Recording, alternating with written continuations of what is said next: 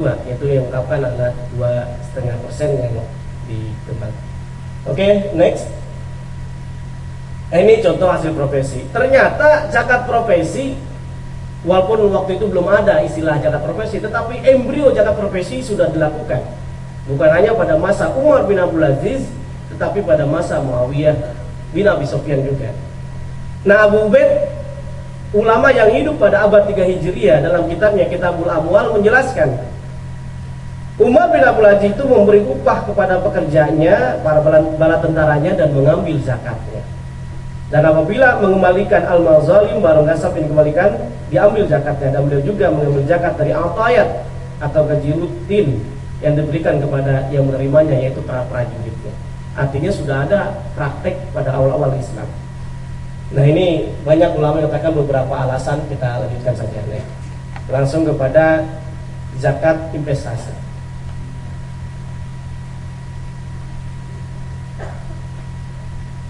Nah, ini zakat investasi al-mustaqillat. Zakat investasi memang ada beberapa ulama yang menyatakan kalau al-mustaqillat ini zakat terhadap harta yang diinvestasikan, terutama boleh jadi investasinya bukan dalam bidang barang tetapi dalam bidang jasa. Kalau orang bisnisnya dalam bidang jasa, maka barangnya itu tidak dihitung tetapi ala sewanya. Contohnya Bapak rental mobil, maka yang dihitung apa? Dari keuntungan atau dari hasil dari rental itu, apakah sudah cukup atau tidak. Nah, ini pembahasan tentang zakat investasi bisa dibaca nanti dan kita perdalam dalam diskusi. Oke, yang berikutnya itu zakat emas, perak, dan simpanan. Nah, emas dan perak itu dikategorikan apa?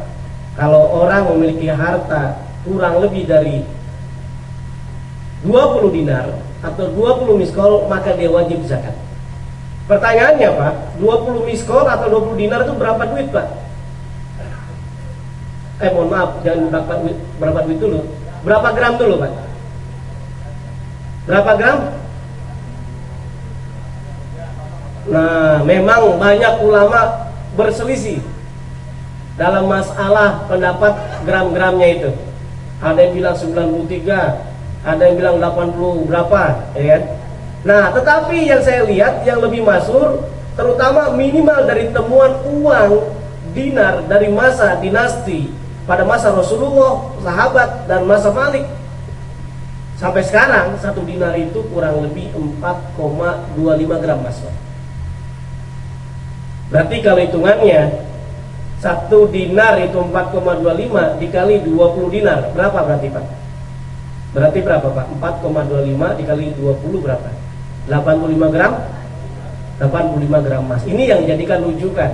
Sudah ada standar di Undang-Undang 23 tahun 2011 bahwa yang dimaksud dengan nisab emas adalah 20 dinar itu atau 20 miskel adalah 85 gram emas. Kalau ibu-ibu sering beli emas, 1 gram emas berapa duit, Bu? Apa Mas Samsul? Nah, ya variasi 500 lah, Bu, ya. 1 gramnya berapa? Ya 500 lah, enggak. Nah, 500.000. Kalau 500.000 tadi nisab emas adalah 85 gram emas, berarti 500 dikali 85 jadi berapa, Pak? Kalau diekuivalenkan jadi uang. Tuh, luar biasa Bapak hitungannya, kan?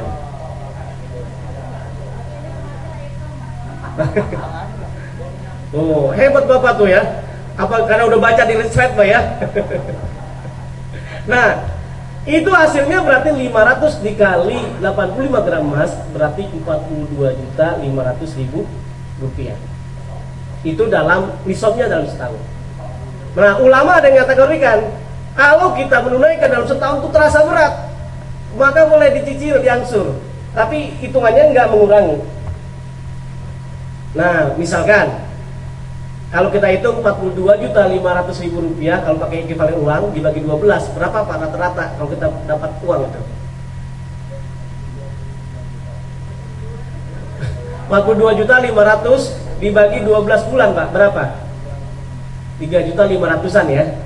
Nah, ini kurang lebih 1 bulan itu 3.500.000-an. Kalau gaji kita lebih dari segitu, maka insya Allah wajib zakat. Ya, barangkali ini saja sekedar diskusi awal gitu ya, pengantar. Semoga nanti kita perdalam dalam diskusi tentang bagaimana perhitungan tentang zakat atau fikih zakat. Terima kasih. Ya, baik, mohon maaf Pak narasumber, mungkin bukan yang membatasi gitu ya, karena memang waktu kita cukup terbatas. Karena tadi peserta sendiri datanya agak telat gitu ya, karena ada sholat asar, materi sebelumnya kan juga panjang. Mungkin kita buka saja pertama ini, atau mungkin baik. Tadi ada pertanyaan dari Pak Ruswendi. Saya mengomentarinya dari yang akhir aja ya. Beda zakat, infak, sedekah. Ayat yang saya bacakan tadi memang redaksinya sodako dan infak. Nah, ulama mufassirin itu menyatakan infak dan sodako itu ada dua. Ada yang sodako wajib, ada yang kategori sodako sunnah. Sodako wajib yaitu aizaku, atau terjemahannya berarti adalah zakat. Nah, ini yang terjemahan. Tapi kalau seandainya sedekah sunnah, yaitu sedekah yang kita pahami. Sedekah, ternyata sedekah tidak hanya materi, imateri itu bisa sedekah, Pak. Senyum itu tidak materi kan, Pak ya? Bapak-bapak baca alhamdulillah itu sedekah. Sebagaimana sahabat Rasulullah itu demo kepada Rasul. Ya Rasul, Islam ini nggak adil. Bagaimana orang kaya bisa sholat seperti kami sholat, tapi saya orang miskin tidak bisa berzakat seperti orang kaya. Ternyata Rasulullah jelas, sedekah itu ternyata tidak hanya materi, tetapi imateri. Subhanallah sedekah, alhamdulillah, wallahu akbar, Allahu akbar itu sedekah. Bahkan melayani suami dengan ikhlas sedekah. Bapak melayani istri bapak dengan ikhlas sedekah. Berhubungan suami istri itu juga dikategorikan sedekah. Makanya nanti bapak-bapak kalau udah selesai acara ini, mama, yuk kita sedekah yuk. Udah setan udah biasa Pak ya, udah Yahudi orang kafir keras. Nah, ibu bapak yang dimuliakan oleh Allah Subhanahu Wa Taala ini, termasuk juga infak. Infak juga sama, ada yang wajib, ada yang sunnah. Nah, dalam ayat tadi surah kedua ayat 267 ada kategori anfiku, baik tafsir klasik atau kontemporer sampai tafsir Al-Munir karya Wahb Az-Zuhaili itu menyatakan anfiku itu bermakna yaitu adalah aizakku, berarti adalah nafkah yang wajib. Kalau nafkah yang sunnah itu tidak harus kita cukup nisab, tidak harus kita kaya. Coba cek dalam surah Al-Imran ayat 134. Alladzina yunfikuna fis sarra'i wad-dharra'i wal kadhiminal ghaidh wal 'afina 'anil nas. Nah, ini ayat ini maknanya nafkah bukan wajib, tetapi infak sunnah. Jadi yang sebelum-sebelumnya ya jelaskan kan, sudah disiapkan surga, tetapi untuk siapa? Itu orang yang menapakkan hartanya baik dalam keadaan gembira, baik dalam keadaan kaya, baik dalam keadaan senang, maupun dalam keadaan paceklik. Paceklik berarti apa Pak? Kemarau, boleh jadi kita nggak punya uang, itu kita sangat dianjurkan dengan kita infak. Nah, bedanya apa? Zakat, infak, sedekah. Sebetulnya di sini ada di slide terakhir, tapi tidak usah ditampilkan. Nanti tinggal dilihat aja. Nah, zakat, infak, sedekah itu zakat tadi bersifat wajib. Kalau infak dan sedekah, walaupun tadi ada dua pemahaman, tetapi masyarakat memahami infak ini bersifat sunnah. Sedekah juga adalah sunnah. Distribusinya kalau zakat itu wajib kepada 8 mustahik, nggak boleh kepada yang lain. Kalau infak sedekah umum, bebas. Dan tidak ada persentasenya infak sedekah itu. Kalau zakat ada persentasenya nggak Pak? Ada, 2,5%, 5%, 10%, 20%. Ini yang secara sederhana tentang zakat, infak, dan sedekah.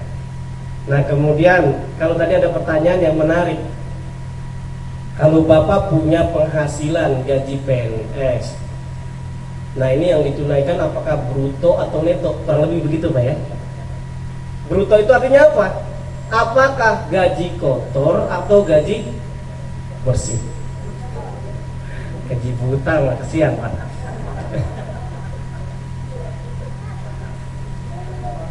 Nah, ada dua pendapat. Yang pertama menyatakan lebih baik ditunaikan adalah dengan neto, dengan bersih, dikurangkan dengan kebutuhan kita. Dalam bahasa kita al-haja al-asliyah, kebutuhan pokok. Tapi sayangnya kalau Pak Ruswedi gajinya misalkan 5 juta rupiah, ya kan? Nah kemudian cicilan mobil 3,5 juta, terus rumah 2,5 juta, Bapak jadi kerimin, jadi mustahik gitu Pak, jadi nggak bayar zakat kalau kita pakai neto gitu kan. Nah oleh karenanya ulama kebanyakan menganjurkan dengan adanya apa? Bruto. Salah satu bentuk hati-hati, khawatir kita wajib zakat tiba-tiba tidak zakat. Nah ini akhirnya dengan adanya bruto tadi. Jadi kalau gajinya 4 juta, kalau tadi standar, kalau pakai analogi kepada pertanian, itu berarti berapa Pak? 4 juta dikali 2,5%, berarti berapa zakatnya? 100.000 rupiah, kecil kan 2,5%. Nah, tapi kalau dibiarkan setahun besar nggak Pak? Wah itu ada sifat kebahilan di dalam kita untuk kita keluarkan. Nah ini, jadi gampangnya saya lihat juga sama, undang-undang yang ada, undang-undang 23 ini juga mengatur disarankan untuk yang bruto. Walaupun dalam fikih memang neto juga boleh, tapi sayang-sayang nanti kita jadi mustahik Pak ya, dengan adanya model itu. Baik, kemudian tentang ijab dan qabul.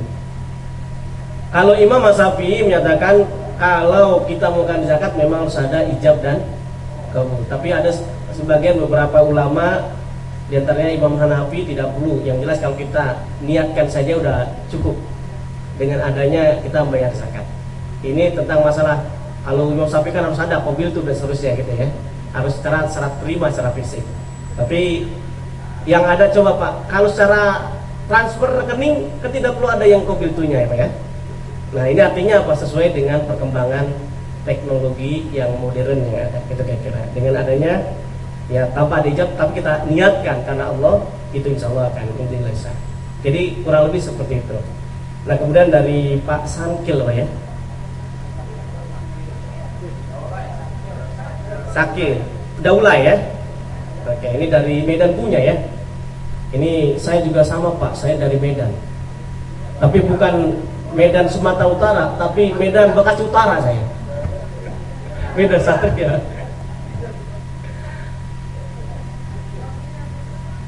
Oke, baik. Masih ada pertanyaan ini masih. Bukannya tenang, masih ada itu ya. Takjilnya masih ada takjilnya.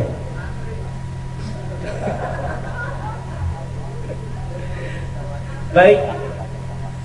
Pertambangan pada ulai. Kalau menurut ulama, pertambangan tidak atas nama korporasi, atas nama individu, tiba-tiba Bapak nambang pribadi, tiba-tiba dapat uang, emas dan seterusnya, maka langsung dizakatkan berapa? 20%. Tapi kalau atas nama korporasi, maka dinilainya bukan atas nama secara individu tadi, tetapi atas nama korporasi. Jadi namanya zakat perdagangan itu, zakat perusahaan itu. Jadi boleh jadi dikenakan berapa? 2,5%. Yang secara sederhana modelnya seperti itu, seperti halnya dalam perdagangan. Allah alam, tinggal dilihat modelnya. Tapi kalau memang pada ulai tiba-tiba pas gali ada emas di bawah tanah kan gitu kan, ada 60 kilogram, weh, masya Allah itu lebih berat dari Mas Paijo ya. Nah ini maka 20% rikazil humus. Nah ini yang barang tambang atau barang temuan. Termasuk akhirnya ulama kontemporer menerjemahkan kalau bapak mendapatkan hadiah apa saja. Nah apa saja tuh uangnya cukup besar, maka itu dikiaskan kepada zakat, kepada rikas. Seperti halnya zakat profesi, ada sebagian yang menyatakan apa 20% ya, 20%. Kalau 4 juta berarti kalau 20% berapa Pak? 800.000 rupiah. Kalau 2,5% 100.000 rupiah. Jangankan 20% Pak, 2,5% aja jarang ada yang mengeluarkan zakat, gitu kan. Tapi ada kisah yang menarik. Pemilik Microsoft Pak, Bill Gates, itu rahasia kesuksesannya karena dia menyisikan hartanya 50% Pak buat CSA, Corporate Social Responsibility. Itu kata kerjanya. Tadi juga sama, pengusaha muslim banyak orang sukses melalui zakat. Abdurrahman bin Auf juga sama, dijamin oleh Allah masuk surga karena kenapa? Karena tadi sedekah. Termasuk Nabi Sulaiman alaihissalam dalam surah An-Naml itu juga dijelaskan kenapa Nabi Sulaiman dapatkan harta, kekayaan, istri yang cantik dan seterusnya. Ternyata karena bersyukur. Syukur kan tidak hanya dengan lisan ya, tetapi dengan ucapan. Hadza min fadli Rabbi liyabluwani ashkuru am aku. Apakah saya bersyukur atau saya kufur? Kalau kita bersyukur itu berdasarnya paling nafsi untuk diri kita sendiri, bukan untuk orang lain. Tadi minimal kalau kita berzakat kita akan sehat, harta kita akan sehat, selamat dan seterusnya. Allah a'lam. Baik, Ibu Bapak, mungkin bisa bersabar sebentar. Kita cukupkan saja pertemuan kali ini. Untuk yang belum puas ataupun masih banyak yang dipertanyakan bisa menghubungi langsung dengan narasumber kita ataupun via email, Ustaz ya. Ya baik. Ya, karena semuanya ada di makalah yang telah dibagikan ke Ibu Bapak sekalian. Mungkin itu saja dari saya. Mari kita beri close untuk narasumber kita. Terima kasih, dan untuk nanti malam